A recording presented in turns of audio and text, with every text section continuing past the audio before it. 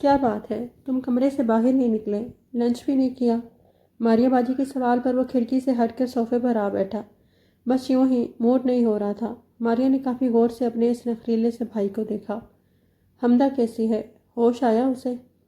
ہاں ہوش آیا تھا، لگتا ہے بیچاری کو اندرونی چوٹیں کافی آئی ہیں، مسلسل رو رہی تھی۔ ابھی ماں جی نے اسے کھانا کھلا کر دوا دے کر سلایا ہے۔ میں یہ سوچ سوچ کر حیران ہو رہی ہوں کہ وہ اوپر لینے کیا آئی تھی۔ جب ہم بڑی حویلی کے لیے نکلے تھے تب وہ اپنے گھر گئی تھی، اماں زلیخا کے ساتھ اسے کپڑے بدلنے تھے۔ عمر ماریا کی بات کے جواب میں بھلا کیا کہتا، وہ تو خود بے خبر تھا۔ جس طرح تم اس کے گرنے کا ذکر کر رہے ہو میں الجھ گئی ہوں۔ ایک بات پوچھوں عمر، سچ سچ بتانا۔ عمر نے سوالیہ نظروں سے اپنے سے چند سال بڑی بہن کو دیکھا۔ تمہارے اور حمدہ کے درمیان کوئی بات ہے؟ میرا مطلب ہے کہ وہ جھجکتے ہوئے اپنے جملے کی وضاحت نہ کر پائیں تھی۔ عمر نے خاصا چونک کر بہن کو دیکھا۔ کیا مطلب؟ میری تو اس سے براہ راست ابھی تک بات چیت ہی نہیں ہوئی۔ رات کھانے کی ٹیبل پر اسے دیکھا تھا اور پھر جب وہ گری تھی تب دیکھا تھا۔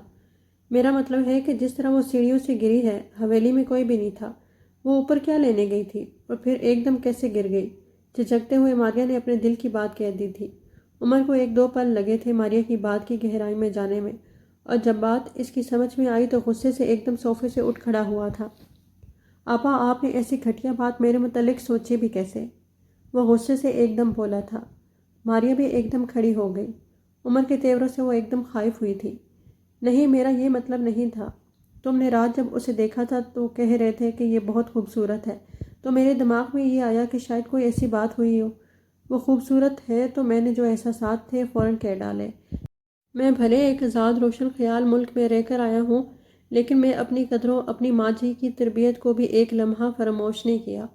میرے کردار میں نہ پہلے کبھی جھول آیا تھا اور نہ ہی آج آیا ہے۔ مجھے حیرت ہی نہیں دکھ بھی ہو رہا ہے کہ آپ نے میرے بارے میں ایسی بات کیسے سوچ لی۔ بھلے حادثے کے وقت حویلی میں کوئی موجود نہیں تھا اور میرا اس وقت یہاں موجود ہونا بھی محض اتفاق ہی تھا، مجھے نہیں علم کہ وہ اوپر کیوں آئی تھی، مگر آپ کو اتنا یقین دلا سکتا ہوں کہ میرا اس سارے معاملے میں کوئی عمل دخل نہیں ہے۔ میں اپنے دل میں اس کے لیے ویسی ہی عزت محسوس کر رہا ہوں جیسی کہ آپ اور ماں جی کی محسوس کرتا ہوں۔ وہ دکھ، کرب اور اذیت سے کہہ رہا تھا۔ ماریا نے گہرا سانس لیتے اس کا بازو تھام لیا۔ آئی ایم سوری، یہ محض خیال تھا جو مجھے تنگ کر رہا تھا، سوچا تم سے کلیئر کر لوں، پلیز برا نہ ماننا۔ عمر لب بھینچتے ہوئے سنجیدہ تاثرات لیے کھڑکی سے باہر دیکھنے لگا۔ دراصل چاچی مختار کا گھرانہ پہلے ہی کافی کرائسس سے گزر چکا ہے۔ چچا طفیل تمہیں یاد تو ہوں گے، شاید جب تم حویلی میں رہتے تھے تو ان کے بارے میں نہ جانے کیسی کیسی باتیں مشہور تھیں۔ وہ شرابی اور جواری ہی نہیں بلکہ طوائفوں کے چکر میں بھی رہتے تھے۔ ماریا باجی نے بتانا شروع کیا تو عمر کو سب اچھی طرح یاد تھا۔ اسی چکر بازی میں آہستہ آہستہ انہوں نے اپنی زمینیں ہمارے ماموں کو بیچیں، پھر جو تھوڑی بہت دولت تھی وہ بھی طوائفوں کے چکر میں اڑا دی۔ چاچی مختار بڑی باہمت خاتون ہے، ایسے حالات میں انہوں نے بڑی استقامت اور ہمت سے سب برداشت کیا۔ عمر ماریا کی بات بغور سنتے کچھ الجھ گیا۔ حمدہ کے گرنے سے پہلے اس نے کچھ اور دیکھا تھا، باقر علی نے جس طرح اس کی کلائی تھامی اور حمدہ کا رونا۔ چاچی مختار نے نگت کی شادی اپنے بھتیجے کے ساتھ کم عمری میں ہی کر دی اور پھر ساجدہ کو بھی اپنی کسی خالہ زاد بہن کے بیٹے سے بیاہ دیا۔ رہ گیا قمر، وہ لڑکا تھا۔ دن بدن خراب ہوتے حالات کے باوجود مختار چاچی نے اسے شہر ہاسٹل میں پڑھنے کے لیے بھیجا تھا۔ اب ان کی تمام امیدوں کا مرکز قمری ہی تھا۔ چچا طفیل اپنی غلط صحبت کی وجہ سے گاؤں آتے تھے، چاچی کے لیے وجہ پریشانی بن جاتے تھے۔ زمینیں بیچی، پھر جمع شدہ رقم ختم ہوئی تو نوبت چاچی کے زیورات تک پہنچ گئی۔ چاچی حالات کو دیکھ رہی تھی۔ انہوں نے نگہت اور ساجدہ کی شادی میں کوئی کسر نہیں چھوڑی تھی، مگر ابھی ان کے دو بچے بیاہنے والے رہتے تھے، قمر اور حمدہ۔ قمر اور حمدہ بھی ابھی زیر تعلیم تھے۔ انہوں نے وہ سارا زیور ماں جی کے پاس امانت رکھوا دیا۔ ماریا باجی چند پل کو خاموش ہوئی۔ عمر کی دلچسپی ایک دم اس معاملے میں خاصی بڑھ گئی۔ پھر کیا ہوا؟ تم نے چاچی مختار کی سفید حویلی دیکھی ہے نا بچپن میں؟ عمر نے ماریا کے پوچھنے پر سر ہلا دیا۔ جب چاچا کفیل چاچی مختار کو ہر طرح سے بے بس کر چکے تو چاچی حمدہ کو لے کر اپنے میکے چلی گئی۔ پیچھے چاچا نے باقر علی کے ہاتھ وہ حویلی بیچ دی۔ کیا واقعی؟ اب وہ حویلی باقر علی کے قبضے میں ہے۔ چاچی چند سال اپنے میکے میں رہیں، پیچھے چچا طفیل کے وہی مشغلے۔ ایک دفعہ باقر علی کا کسی کام سے چاچی کے میکے جانا ہوا، وہاں اس نے حمدہ کو دیکھا۔ حمدہ کی خوبصورتی نے اسے اتنا متاثر کیا کہ اس نے چچا طفیل کو اپنی انگلیوں پر نچانا شروع کر دیا۔ چچا کفیل باقر علی کے کہنے پر بار بار چچی کے میکے گئے ان کو لینے، اور پھر مجبوراً چچی کو آنا پڑا۔ اس دوران قمر کا شہر میں تعلیم کے دوران کسی امیر ماں باپ کی اکلوتی بیٹی کے ساتھ افیئر چلا اور اس نے چپ چاپ شادی کر لی۔ چاچی کو پتہ چلا تو وہ بہت بیمار ہو گئی۔ قمر ان کی تمام امیدوں کا مرکز تھا۔ چاچا کو پتہ تھا کہ بیمار چاچی ان کی راہ میں اتنی مزاحمت نہیں کر پائیں گی۔ انہوں نے حمدہ کا رشتہ باقر علی کے ساتھ طے کر دیا۔ کیا؟ عمر تو حقیقتاً چونکا تھا۔ پہلے باقر علی نے دھوکے سے اونے پونے داموں چچا توفیل سے حویلی خریدی، پھر حمدہ کا رشتہ مانگ لیا۔ باقر علی ہماری ممانیوں کا بھائی ہے، بالکل فراڈ، لوفر اور بدماش فطرت کا حامل۔ کئی جرائم پیشہ لوگوں کے ساتھ تعلقات ہیں۔ ماریہ باجی بڑے دکھ سے یہ سب بتا رہی تھی، اور چچا توفیل اپنی غلط صحبت کی وجہ سے پہلے ہی آدھے ہو چکے تھے۔ زمین اپنے ہاتھوں سے گنوا دی تھی، دولت رہی نہ تھی۔ باقر علی کے ہاتھوں وہ بلیک میل ہو رہے تھے۔ ان حالات میں چاچی مختار نے ایک دفعہ پھر حوصلہ کیا، بڑی مشکلوں سے حمدہ کو پڑھایا، خود اس کے ساتھ کالج جاتی تھی، ہر جگہ اس کا سایہ بنی رہی۔ انہوں نے صاف اور واضح الفاظ میں حمدہ اور باقر علی کے رشتے سے انکار کر دیا تھا۔ وہ کون سا غیر شادی شدہ تھا، ایک بیوی تھی، 2 بچے تھے، مگر حمدہ کا پیچھا نہیں چھوڑتا تھا۔ تمہیں پتہ ہے سفید حویلی کے سامنے کچھ زمین بھی چچا توفیل کے نام تھی۔ ہاں، عمر کو اچانک یاد آیا کہ حویلی کے سامنے ایک ڈیرا تھا جہاں کبھی کبھار چاچا توفیل کے مہمان آ کر رہا کرتے تھے۔ جب چاچا توفیل نے حویلی باقر علی کے ہاتھ بیچی تو یہ لوگ اس ڈیرے پر آ گئے۔ ایک دم حویلی سے ڈیرے تک کا سفر چاچی نے بڑی ہمت اور حوصلے سے طے کیا، اور جب باقر کو حمدہ کے رشتے سے چاچی نے انکار کر دیا تو چچا توفیل ان کے ہم خیال ہو گئے۔ تب ماں جی حمدہ اور چاچی کو حویلی لے آئیں۔ قمر کبھی کبھار چکر لگا لیتا تھا، مگر اس کا ہونا نہ ہونا برابر تھا، اور پھر وہ اپنی بیوی کے ساتھ دبئی شفٹ ہو گیا تو چاچی کے لیے ہر آس ختم ہو گئی۔ ادھر باقر علی کا حمدہ سے شادی کا تقاضا بڑھنے لگا، مگر چاچی ڈرتی رہی۔ ایک دن چاچا توفیل کا کسی جواری کے ساتھ نشے کی حالت میں جھگڑا ہوا تو گولی لگ گئی۔ چند دن وہ ہسپتال میں رہے اور پھر چاچا فوت ہو گئے۔ باقر علی اب بھی حمدہ کو اپنی منگیتر سمجھتا ہے۔ اس کے بعد چاچی نے اپنے میکے میں ہی حمدہ کا رشتہ دیکھا۔ وہ لوگ حالات سے باخبر تھے۔ چاچی نے خاموشی سے نکاح کر دینا چاہا۔ جس دن وہ لوگ گاؤں بارات لے کر آئے، باقر علی کو علم ہو گیا۔ اس نے دلہے کو یرغمال بنا لیا، بہت گولیاں چلائیں، مرنے مارنے پر تل گیا۔ پھر گاؤں کے بڑوں کے درمیان میں آنے سے اس نے اس لڑکے کو چھوڑ دیا، مگر اب حمدہ کی ذات ایک سوالیہ نشان بنی ہوئی ہے۔ چاچی نے بڑی دونوں لڑکیاں کم عمری میں ہی بیاہ دی تھیں۔ اس ایک دفعہ کے بعد کہیں بھی حمدہ کے رشتے کی بات نہیں چل پائی۔ یہ کچھ عرصہ حویلی میں ہی رہی تھی، مگر پھر ہماری بڑی چھوٹی ممانیوں کی تنزیہ باتوں کو دیکھتے ہی چاچی واپس اسی ڈیرے میں چلی گئی تھی۔ یہ دونوں ادھر ہی رہتی ہیں۔ باقر علی مستقل حویلی میں تو نہیں ہوتا، مگر اکثر وہ ادھر آتا رہتا ہے، اور جب بھی آتا ہے حمدہ کے لیے زندگی مشکل بنا دیتا ہے، اسے دھمکاتا ہے۔ اس کی بیوی اس کی انہی حرکتوں کی وجہ سے اسے چھوڑ کر چلی گئی ہے۔ عمر کے ذہن میں ایک دم سارا معاملہ کلیئر ہوا۔ یقیناً اس نے چند گھنٹے پہلے جو بھی دیکھا تھا وہ بھی شاید اسی سلسلے کی کوئی کڑی تھی۔ میں تمہیں یہ ساری باتیں اس لیے بتا رہی ہوں کہ رات جس طرح تم حمدہ کو دیکھ کر برملا اس کی خوبصورتی کا اظہار کر رہے تھے، اس سے مجھے خدشہ ہوا کہ تم اسے کہیں کوئی عام لڑکی نہ سمجھ بیٹھو۔ وہ کافی کم گو، سنجیدہ مزاج اور بہت زیادہ سلجھی ہوئی لڑکی ہے۔ جس طرح اس کی شادی ہوتے ہوتے رہ گئی اور پھر اب باقر علی کا کردار، یہ سب حوالے اسے بہت تکلیف دیتے ہیں۔ چاچی مختار کو ہم پر بہت اعتماد ہے۔ وہ جب بھی کہیں جاتی ہیں حمدہ کو حویلی میں چھوڑ جاتی ہیں۔ آج کل بھی وہ اپنی بھاوج کے بھائی کی وفات کی وجہ سے میکے گئی ہوئی ہیں، اس لیے آج کل حمدہ حویلی میں نظر آ رہی ہے۔ شام کو چاچی نے آ جانا ہے تو حمدہ واپس چلی جائے گی۔ عمر نے ایک گہرا سانس لیا۔ وہ یقیناً ایک اچھی اور سلجھی ہوئی لڑکی ہے۔ اس پر پہلی نگاہ ڈالنے سے ہی اس کے کردار کی حقیقت اور سچائی کا اندازہ ہو جاتا ہے۔ میں نے رات کو محض اپنے محسوسات کا اظہار کیا تھا، مگر یہ حادثہ جب ہوا تو وہ اوپر ہی آ رہی تھی۔ وہ کیوں آ رہی تھی یہ مجھے نہیں علم۔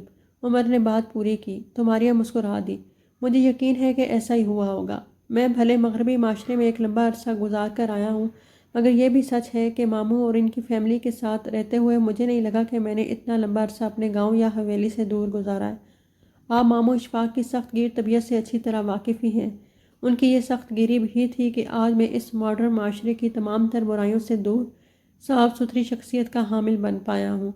آپ کے ذہن میں شاید یہ تھا کہ جس طرح میں نے حمدہ کی خوبصورتی کی برملا تعریف کی ہے، کہیں میں ماڈرن اور بے باک معاشرے کسی شخصیت کا مالک تو نہیں بن گیا، مگر ایسی بات نہیں ہے۔ میرے نزدیک میری قدریں اور ماں جی کی تربیت کا اولین تاثر بہت اہم تھا۔ میں نے زندگی کے ہر معاملے میں، ہر قدم پر اپنی قدروں کو کبھی فراموش نہیں کیا، خصوصاً ماں جی کی تربیت کو۔ ماریہ مسکرا دی۔ وہ ایسا ہی بھائی چاہتی تھی، ہر خامی ہر برائی سے پاک، عورت کی دل سے عزت کرنے والا۔ تم نے لنچ بھی نہیں کیا، آؤ نیچے چلتے ہیں، ماں جی تمہارے لنچ نہ کرنے پر پریشان ہو رہی ہیں، اسی لیے میں اوپر آئی۔ ذہن میں موجود خدشات ختم ہو گئے تھے تو عمر کا ہاتھ تھام کر ماریہ باجی نے قدم باہر کی طرف بڑھا دیے۔ اماں شام کے قریب آ گئی تھی۔ کچھ دیر بعد حمدہ کے پاس آئیں تو اس کی شدید چوٹوں کو دیکھ کر خاصی پریشان ہو گئی۔ چوٹوں کے علاوہ بخار نے بھی آ لیا تھا۔ اماں حمدہ کی حالت دیکھ کر متوجہ ہو چکی تھی، مگر ماں جی ماریہ وغیرہ کے بار بار اصرار پر وہ آج رات حمدہ کی وجہ سے ادھر ہی رکنے پر آمادہ ہو گئی تھیں۔ دوسرے گاؤں میں داخل ہوتے ہی انہوں نے باقر علی کو دیکھ لیا تھا۔ اب حمدہ کی اس خراب حالت کی وجہ سے 2 کمروں والے ڈیرہ نما گھر میں جانے کا رسک نہیں لے سکتی تھی۔ کھانے کی میز پر انہوں نے عمر کو دیکھا۔ اس سے پہلے عمر کہیں باہر نکلا ہوا تھا، اس کی وجہ سے ملاقات نہیں ہو پائی تھی۔ انہیں سلجھا ہوا عمر خاصا پسند آیا تھا۔ آج کھانے پہ ماریہ، اس کا شوہر، بچے، بی بی کے علاوہ مختار چچی اور عمر بھی تھے، جبکہ حمدہ بخار کی وجہ سے بی بی کے کمرے میں ہی تھی۔ کچھ دیر پہلے مختار چاچی نے خود کھانا کھلا کر دوائی کھلائی تھی۔ کھانا کھانے کے بعد سبھی ہال کمرے میں چلے آئے تھے۔ عمر کچھ دیر ان سب کے پاس بیٹھا، پھر ایکسکیوز کرتا وہاں سے اٹھ کر اوپر اپنے کمرے میں جانے کی بجائے بی بی کے کمرے کی طرف چلا آیا تھا جہاں حمدہ رکی ہوئی تھی۔ حمدہ کی بینڈیج ہونے کے بعد وہ دوبارہ اس کمرے میں نہیں آیا تھا۔ کچھ وہ مسلسل غنودگی میں رہی تھی، اب یقیناً وہ جاگ رہی ہوگی۔ عمر نے اندر داخل ہونے سے پہلے دروازے پر دستک دی تھی۔ آ جائیں، حمدہ جاگ رہی تھی۔ عمر نے کمرے میں قدم رکھا تو وہ بی بی کے بستر پر دراز دروازے ہی کی طرف دیکھ رہی تھی۔ اس کے سر پر پٹی بندھی ہوئی تھی۔ عمر کو دیکھ کر وہ چونکی تھی۔ السلام علیکم۔ وعلیکم السلام۔ آپ؟ عمر سے ابھی تک براہ راست کوئی تعارف نہیں ہوا تھا۔ کل رات کھانے کی میز پر جس طرح دونوں بہن بھائی سرگوشیوں میں گفتگو کر رہے تھے، اس سے وہ یہی سمجھ رہی تھی کہ وہ دونوں اس کے متعلق باتیں کر رہے ہیں، اور پھر جس طرح عمر اسے گاہے بگاہے دیکھتا رہا تھا، اس سے بھی وہ خاصی الجھ چکی تھی۔ حادثے کے وقت وہ عمر سے ٹکراؤ کے سبب ہی گری تھی۔ اس کا سر سیڑھی کے کنارے سے لگنے سے پھٹا تھا۔ اس کے بعد جب وہ گری تھی تو فوراً حواس کھو بیٹھی تھی۔ عمر کو کمرے میں دیکھ کر اس نے اٹھنے کی کوشش کی تھی۔ آپ لیٹی رہیں، میں بس آپ کی طبیعت دریافت کرنے آیا تھا۔ عمر کے کہنے پر وہ اسی طرح لیٹی رہی۔ کیسی طبیعت ہے اب آپ کی؟ ماریہ باجی بتا رہی تھی کہ اب بخار بھی ہو گیا آپ کو۔ وہ ایک طرف رکھی کرسیوں میں سے ایک پر بیٹھ گیا تھا۔ جی ٹھیک ہوں، بظاہر دھیمے لہجے میں اس نے کہا تھا، مگر اس سے بھی اس کے اندر کی نکاہت کا بخوبی ادراک کیا جا سکتا تھا۔ بخار کی حدت کی وجہ سے چہرہ سرخ انگارہ ہو رہا تھا۔ ایک بار پھر اس کو اپنا دل ایک مقناطیسیت کی کشش کی وجہ سے حمدہ کی طرف کھینچتا ہوا محسوس ہوا۔ وہ خوبصورت تھی، مگر اس کی خوبصورتی میں مقناطیسیت جیسی کشش تھی جو مقابل کو پورے زور سے اپنی طرف کھینچ سکتی تھی۔ مگر اس خوبصورتی کے باوجود ایک اور بات بھی تھی جو اس وجود پر کل رات پہلی نگاہ ڈالنے کے فوراً بعد ہی وہ محسوس کر گیا تھا۔ یہ خاص بات اس لڑکی کا ڈھکا چھپا انداز اور سراپا تھا۔ اس کے کردار کی حیا تھی۔ اس کی تربیت جس ماحول میں ہوئی تھی وہاں عورت بڑی ارزاں چیز تھی، مگر یہاں آنے کے بعد بی بی، ماریہ ممانیوں اور ان کے بچوں کے علاوہ جو تیسرا وجود اس نے دیکھا تھا وہ یہی ذات تھی۔ اور جس طرح اس کی ذات میں وقار اور رکھ رکھاؤ جھلکتا تھا، شاید ایسی خاص کیفیت اور بات اس نے کسی اور عورت میں محسوس نہیں کی تھی۔ سر کا زخم کیسا ہے؟ دونوں کے درمیان بے معنی کی خاموشی در آئی تو عمر نے خود ہی گھبرا کر پوچھ لیا۔ درد ہو رہا ہے؟ درد کی اذیت اس کے چہرے سے بھی چھلک رہی تھی۔ ذوالفقار بھائی کو کہتا ہوں آپ کو کوئی پین کلر دے دیں۔ آپ کا بازو اور دایاں پاؤں بھی تو زخمی تھا نا؟ جی، مگر سر میں زیادہ درد ہو رہا ہے۔ اپنی بینڈیج ہوئی کلائی اس نے اٹھا کر اپنے سر کی پٹی کو چھوا۔ اس کے علاوہ کہیں اور چوٹ تو نہیں لگی؟ عمر پھر پوچھ رہا تھا۔ حمدہ بس نفی میں سر ہلا کر رہ گئی، جبکہ کمر پر کالا بازیاں کھا کر گرنے سے جو چوٹیں لگی تھی ہر کروٹ تکلیف دے رہی تھی، اسی لیے بخار نے بھی آ لیا تھا۔ یوں لگ رہا تھا کہ جیسے جسم پھوڑے کی مانند دکھ رہا تھا۔ عمر کے سوال پر بس ایک لحظہ اس کی نگاہوں میں دیکھ کر سر جھکا لیا۔ میں ذوالفقار بھائی اور ماریہ باجی کو بھیجتا ہوں۔ اگر کہیں اور بھی تکلیف محسوس کر رہی ہیں تو باجی ماریہ کو بتانے میں کوئی حرج نہیں، وہ بھائی جان سے کہہ کر بہتر ٹریٹمنٹ کروا سکتی ہیں۔ اس کے چہرے سے عمر نے فوراً اندازہ لگا لیا تھا کہ اسے کہیں اور بھی تکلیف ہو رہی ہے، مگر وہ کہہ نہیں پا رہی۔ حمدہ نے خاموشی سے نگاہیں پھیر لیں۔ نہ جانے کیوں جب بھی اس نے اس شخص کی طرف نگاہ ڈالی تھی اسے بڑی توجہ سے اپنی طرف دیکھتا ہی پایا تھا۔ جی بہتر۔ نہ جانے ان کی آنکھوں میں ایسا کیسا تاثر تھا کہ وہ سر اٹھا کر دیکھنے کی ہمت نہ کر پائی تھی۔ اپنا بہت خیال رکھیے گا۔ شبہ بخیر اینڈ اللہ حافظ۔ ایک بھرپور نظر اس کے وجود پر ڈال کر وہ باہر گیا تھا، اور حمدہ اس شخص کی آنکھوں کے تاثر کو ہی لے کر خاصی الجھ چکی تھی۔ اوپر سے اس کے یہ الفاظ، اپنا بہت خیال رکھے گا، ان الفاظ نے اسے مزید ہراساں کر ڈالا تھا۔ کیا باقر علی کے بعد اس جیسی ایک اور آزمائش میری منتظر ہے؟ اس سوچ نے اس کی رنگت ہلدی کی مانند زرد کر دی تھی۔ حمدہ نے بہت بے دم ہو کر اپنا سر تکیے پر گرا لیا تھا۔ ایک دو دن میں حمدہ کا بخار اترا تو مزید 2 دن اس کو اماں نے زبردستی کالج سے چھٹیاں کروا کر آرام کروایا تھا۔ اس کے بعد وہ اب کالج جا رہی تھی۔ حویلی سے وہ اپنے گھر اگلے دن ہی آ گئی تھی۔ اس دن کے بعد وہ ابھی تک دوبارہ حویلی نہیں گئی تھی۔ گاؤں کی چند لڑکیاں بھی اسی کالج میں داخل تھیں تو وہ صبح سویرے ان کے ساتھ ہی کالج کے لیے نکل جاتی تھی۔ یہ مقامی سطح پر اپنی مدد آپ کے تحت چلائے جانے والا کالج تھا۔ 2 بجے وہاں سے واپسی ہوتی تھی تو اس کے بعد وہ گھر آ کر گھر کے کاموں میں لگ جاتی۔ شروع کے 1-2 دن ماریہ بی بی کے ساتھ آ کر اس کی عیادت کر جاتی تھی۔ پھر جب اس نے کالج آنا شروع کیا تو ماریہ باجی نے بھی آنا چھوڑ دیا۔ اماں خود وہاں دن میں چکر لگاتی رہتی تھیں۔ انہی سے حمدہ کو پتہ چلا کہ ماریہ باجی چند دن بھائی کی آمد کی وجہ سے جو میکے آئی تھیں اب واپس چلی گئی ہیں، اور ماریہ باجی کی غیر موجودگی میں بی بی اکیلی ہوتی تھی یا آج کل ان کا بیٹا عمر تھا۔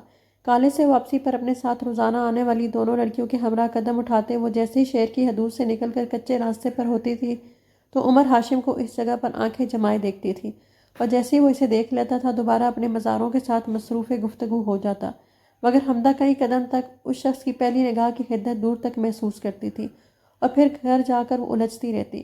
ہو سکتا ہے مجھے وہم ہوتا ہو، اس شخص کی نگاہ میں وہ تاثر ہی نہ ہو جو مجھے محسوس ہو رہا ہے۔ اس نے اپنے آپ کو بہلایا، مگر کوئی احساس تھا جو اس کے اندر گھر جانے تک کروٹیں لیتا رہا تھا۔ گھر آ کر کپڑے بدل کر کھانا کھا کر ظہر کی نماز پڑھ کر وہ لیٹی تو اماں اس کے پاس آ بیٹھی۔ سونے لگی ہو؟ جی خیریت، کوئی بات ہے؟ اماں اسے کچھ متفکر اور پریشان دکھائی دی تو وہ دوبارہ اٹھ بیٹھی۔ ہاں، وہ آج باقر علی آیا تھا، اماں نے کہا تو حمدہ سانس روکے اماں کو دیکھنے لگی۔ یہ شخص اس کی زندگی کا ایک رستہ ہوا ناسور تھا۔ کبھی کبھار تو حمدہ کا جی چاہتا تھا کہ وہ کسی ایسی جگہ چلی جائے جہاں اس شخص کا جان لیوا تصور تک نہ ہو۔ پھر اچھی خاصی دھمکیاں دے کر گیا ہے۔ سچ مانو تو عثمان والے واقعے کے بعد میں خود بھی ڈر گئی ہوں۔ ایک تنہا عورت کب تک ایسے درندوں کا مقابلہ کرے؟ وہ زور آور ہے۔ میں گئی تھی آج بڑی حویلی بی بی کو لے کر باقر علی کی دونوں بہنوں سے بات کرنے، تو انہوں نے صاف جواب دے دیا کہ اس سلسلے میں وہ کوئی مدد نہیں کر سکتی۔ ان کا بھائی ان کے اختیار میں نہیں ہے، بلکہ چھوٹی تو مشورہ تک دینے لگی کہ کہیں نہ کہیں تو تمہارا رشتہ کرنا ہی ہے تو پھر باقر علی سے ہی کر دوں۔ میرے دل پر جیسے ہاتھ پڑا تھا۔ میں بھی اچھی خاصی سنا کر آئی ہوں۔ باقر علی جاتے ہوئے دھمکی دے کر گیا تھا کہ اب انتظار نہیں کرے گا، 1-2 دن میں پھر چکر لگائے گا۔ حمدہ نے خاموشی سے ماں کو دیکھا۔ کئی سالوں سے اس کی ماں تنہا اس جیسے جنگلی درندے کے سامنے دیوار بنی کھڑی تھی، اس کے لیے مسلسل لڑ رہی تھی۔ آخر کب تک؟ آج اس کی ماں پریشان تھی۔ یقیناً وہ اچھا خاصا دھمکا کر گیا ہوگا۔ حمدہ کو لگتا تھا کہ ہر گزرتا دن باقر علی اس کے گھر شکنجہ تنگ کرتا چلا جا رہا ہے۔ عثمان والے واقعے کے بعد اماں کو امید تھی کہ وہ اپنے میکے میں ہی اسے کہیں نہ کہیں چھپا لیں گی، مگر اب سبھی کو اپنے عزیز تھے۔ حمدہ کی خاطر وہ بھلا کیوں کر باقر علی سے دشمنی مول لے لیتے۔ بھائی اس کا لندن جا بیٹھا تھا، بہنوں کی اپنی زندگی تھی، باپ کا کیا وہ بھگت رہی تھی، تو پھر اب کیا سوچا آپ نے؟ بڑی اذیت سے اماں کے چہرے کو دیکھا۔ میں سوچ رہی ہوں کہ تم کو سرگودہ اپنی خالہ کے گھر بھیج دوں۔ میں پچھلے دنوں فوتگی پر جب گئی تھی تو میری سرگودہ والی خالہ بھی ادھر آئی ہوئی تھی۔ شادی کے بعد چند دن ایک بار ہی سرگودہ آنا جانا ہوا ہے۔ خالہ کو ساری بات بتائی تو وہ کہنے لگی کہ تمہیں ان کے پاس بھیج دوں اور کسی سے ذکر نہ کروں۔ گاؤں والے یہی کہتے رہیں گے کہ ہم دونوں کہیں چلی گئی ہیں۔ بھلے کہتے رہیں، اب ایک باقر علی کی وجہ سے تمہاری زندگی برباد کرنے سے تو رہی۔ بی بی سے میں نے ذکر کیا ہے، وہ کہہ رہی تھی کہ اچھا فیصلہ کیا ہے۔ جس طرح باقر علی آج کل کچھ بھی کر دینے پر تلا ہوا ہے، مجھے تو خود ڈر لگنے لگ گیا۔ آج سے صاف کہہ گیا ہے کہ اگر میں 1-2 دن میں نکاح کا بندوبست نہیں کر سکی تو وہ خود تمہیں اٹھوا لے گا۔ گاؤں والوں نے خاصا بیچ بچاؤ کرایا ہے۔ اب تو برادری والے بھی کہنے لگے ہیں کہ کہیں نہ کہیں تو تمہارا بیاہ کرنا ہے نا، تو باقر علی سے ہی کر دوں۔ حمدہ نے لب ہینچ کر سر جھکا لیا۔ میں خالہ کا نمبر لے کر آئی تھی، آج بی بی کی ہاؤن سے مشورے کے بعد خالہ کو کال کی تھی۔ وہ کہہ رہی تھی کہ 1-2 دن میں تمہیں لے کر سرگودہ آ جاؤں اور کسی سے بھی ذکر نہ کروں۔ اس کے بعد کوئی مناسب رشتہ دیکھ کر تمہاری شادی کر دیں گے، اور شادی کر دینا جیسے بڑا آسان کام ہے نا۔ حمدہ کا جی چاہا کہ کہہ دے، مگر متفکر اور پریشان ماں کو اپنے لفظوں سے مزید چھلنی نہیں کر سکتی تھی۔ اور اگر باقر علی کو پتہ چل گیا تو؟ نہیں چلے گا، بی بی کے علاوہ کسی اور کو پتہ ہی نہیں ہوگا کہ ہم کہاں ہیں۔ اماں خاصی پرجوش تھی، لگتا تھا کہ وہ سارے حالات کا اچھی طرح تجزیہ کر کے اس سے بات کر رہی تھی۔ اماں آپ قمر بھائی سے بات کریں، ہو سکتا ہے وہ ہمیں اپنے پاس بلوا لے۔ حمدہ نے ایک امید بھری نگاہ سے اماں کو دیکھا تو انہوں نے ایک گہرا سانس لیا۔ قمر سے اگر امید ہوتی تو یہ حالات یہاں تک پہنچتے ہی کیوں؟ باقر علی جتنا بھی بدبخت صحیح، مگر ایک دفعہ قمر اس کے سامنے سینہ تان کر کھڑا ہو جاتا تو ساری برادری نے ہمارا ساتھ دینا تھا۔ میں نے کئی بار اس سے فون کر کے بات کی ہے، پر ہر بار ٹال جاتا ہے۔ حمدہ نے خاموشی سے سر جھکا لیا۔ میں چھوٹی حویلی جا رہی ہوں، آج باقر علی کو میں نے سامنے والی حویلی میں دیکھا تھا۔ تنہا گھر میں رہنے کا کوئی فائدہ نہیں، اٹھو میرے ساتھ ہی چلو۔ پھر علی کے ذکر پر وہ فوراً بستر سے اتر گئی تھی۔ اماں ایک منٹ کے لیے اسے گھر میں تنہا نہیں چھوڑتی تھی، خصوصاً ان دنوں تو ہرگز نہیں، جب وہ گاؤں یا سامنے والی حویلی میں دکھائی دے جاتا تھا۔ کتاب وغیرہ لینی ہے تو لے لو، میرا شام تک ادھر ہی رکنے کا ارادہ ہے، ہو سکتا ہے تب تک یہ منحوس باقر علی یہاں سے دفان ہو چکا ہو۔ اماں اسے ہدایت دے کر کمرے سے نکل گئی تو وہ سر ہلاتی اپنی کتابوں والی الماری کی طرف بڑھی۔ براؤن چادر لے کر وہ جانے کے لیے بالکل تیار تھی۔ حمدہ کو چھوٹی حویلی میں آنا ہمیشہ سے اچھا لگتا تھا۔ یہاں آنے کی بڑی وجہ یہاں کی خاموشی ہوتی تھی۔ بی بی اور ماریہ تنہا ہوتی تھیں۔ ماریہ کی شادی ہو گئی اور وقت نے کروٹ بدلی تو حمدہ لوگوں کی اپنی سفید حویلی بھی ان کے ہاتھ سے نکل گئی، اور پھر کچھ عرصہ اماں کے ہمراہ اسے اس حویلی میں مستقل رہنا بھی پڑا تھا۔ اماں کے میکے کی نسبت یہاں رہنے کو وہ ترجیح دیتی تھی کہ یہ حویلی اسے ہمیشہ سے پسند تھی۔ اس حویلی میں اس کی دلچسپی کی سب سے بڑی وجہ اوپر والے پورشن پر بنی لائبریری تھی۔ اس دن بھی باقر علی سے سامنے کے بعد وہ آنسو بہاتی ہوئی حویلی میں آئی تھی تو اس کا ارادہ اوپر والے حصے میں بنی اس لائبریری میں جانے کا تھا کہ عمر سے ٹکرا گئی۔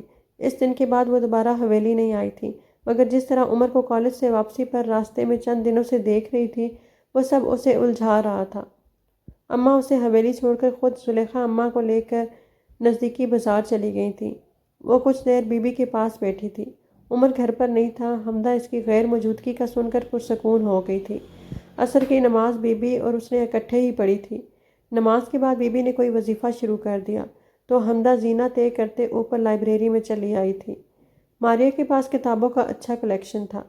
وہ مختار مسعود کی آواز دوست نکال کر آرام دہ صوفے پر آ بیٹھی تھی۔ کالج سے آنے کے بعد وہ سوئی نہیں تھی۔ اب کتاب پڑھتے خود بخود نیند آنے لگی تو وہ اس 2 سیٹر صوفے پر نیم دراز ہو گئی تھی۔ عمر جب حویلی لوٹا تو ماں جی کو مختار چاچی اور زلیخا اماں کے ہمراہ بیٹھے پایا۔ ارد گرد خریداری کا سامان تھا۔ السلام علیکم۔ وعلیکم السلام، تینوں نے اکٹھے جواب دیا تھا۔ اماں زلیخا اور مختار چاچی ابھی گاؤں لوٹی تھیں اور اس وقت بیٹھی خریدا ہوا سامان دیکھ رہی تھیں۔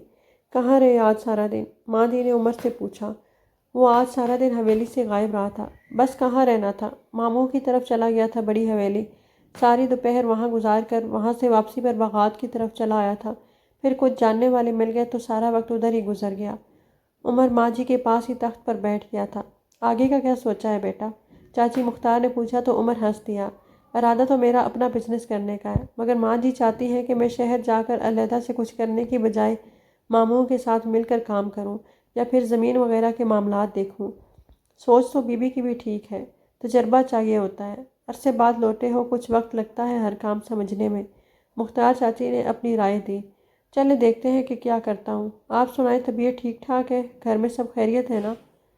اللہ کا شکر ہے، مختار چاچی نے جواب دیا تو عمر اٹھ کھڑا ہوا۔ میں چینج کر لوں؟ حمدہ کہاں ہے؟ نظر نہیں آ رہی۔ عمر آگے بڑھا تو مختار چاچی نے بی بی سے پوچھا۔ عمر فوراً ٹھٹکا، تو کیا حمدہ بھی آئی ہوئی تھی؟ عمر کو اپنی دھڑکنوں میں ایک عجیب سا ارتعاش پیدا ہوتا محسوس ہوا۔ وہ اوپر کتابوں والے کمرے میں ہے، مغرب کی نماز بھی شاید اندر ہی پڑھ لی ہوگی، نیچے تو نہیں اتری ابھی تک، بی بی نے جواب دیا۔ عمر فوراً پلٹا اور اپنے کمرے کی طرف جانے کے بجائے لائبریری کی طرف چلا آیا۔ دروازہ کھلا ہوا تھا، پردے برابر تھے۔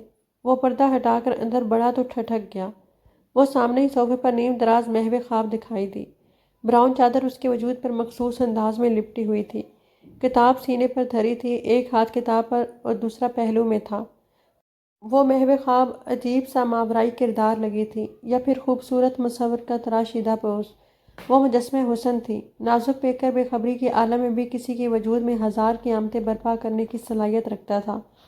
عمر کا جی چاہا کہ آگے بڑھے اور بے خبری کی نیند میں محو اس نازک سے پیکر کو چھو کر دیکھے، مگر عقل احساسات پر غالب آ گئی تو اس نے وہیں دہلیز پر کھڑے کھڑے ہی دروازے کو نوک کیا تھا۔ ایک بار، دو بار، عمر نے تیسری بار نوک کیا تو حمدہ نے پلکیں واں کر دی۔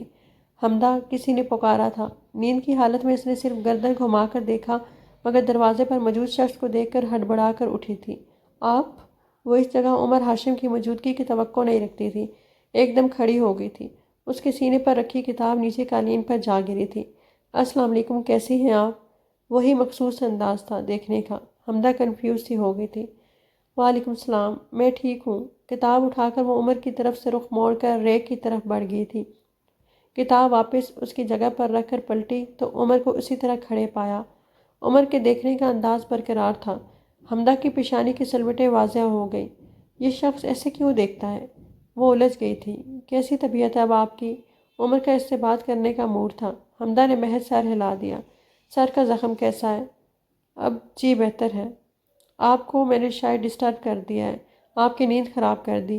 حمدہ نے سر اٹھا کر سنجیدگی سے عمر ہاشم کو دیکھا۔ اس کی نگاہوں میں وہی مخصوص تاثر تھا۔ وہ الجھ گئی۔ حمدہ کا جی چاہا کہ وہ اس کو اس طرح دیکھنے سے ٹوک دے، جھڑک دے، مگر پھر سر جھکا لیا کہ وہ یہ سب نہیں کر سکتی تھی۔ نہیں، میں تو بس کتاب پڑھنے بیٹھی تھی، نہ جانے کیسے نیند آ گئی۔ چلتی ہوں۔ وہ مزید 1 منٹ بھی وہاں رکے بغیر عمر کے قریب سے گزرتے تیزی سے نکل گئی تھی۔ وہ اپنے بستر پر لیٹا ہوا تھا۔ اس کے ہاتھ میں وہی کتاب تھی جو 2 دن قبل اسٹڈی میں حمدہ کے پاس تھی۔ حمدہ کے جانے کے بعد وہ یہ کتاب لے کر اپنے کمرے میں آ گیا تھا اور جب بھی فارغ ہوتا تھا یہ کتاب لے کر لیٹ جاتا تھا۔ اس کتاب میں سے اسے حمدہ کے وجود کی خوشبو محسوس ہوتی تھی۔ عمر اپنے اس پاگل پن پر خود حیرت زدہ تھا، مگر وہ اس مسرور کن کیفیت سے نکلنا نہیں چاہتا تھا۔ اس کیفیت میں ایک حیات بخش ضرور تھا۔